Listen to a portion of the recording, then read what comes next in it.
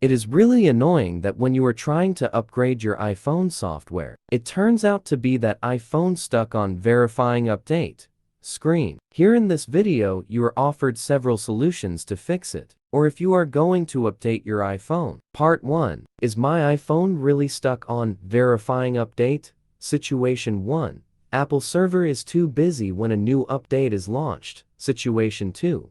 Wi-Fi connection is not stable enough during installing software update. Situation 3. iPhone has not enough storage space for installation. Part 2. Fix iPhone stuck on verifying update with power button. Hold power button until Apple logo.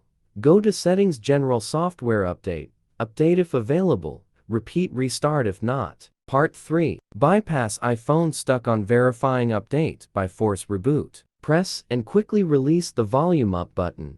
Press and quickly release the volume down button.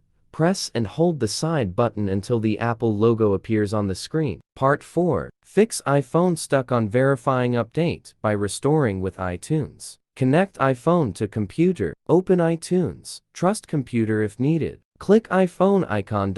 In summary, click Restore iPhone.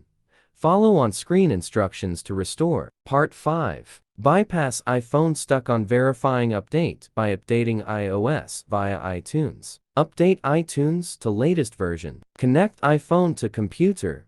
Open iTunes, select iPhone. In summary, click Check for update. If update found, click Download and update. Follow on screen instructions to update. Part 6. Fix iPhone stuck on verifying update by putting iPhone into DFU mode. Connect iPhone to computer via USB. Launch iTunes. Hold sleep or wake plus home for 8 sec. Release sleep or wake. Keep holding home. iTunes detects recovery mode.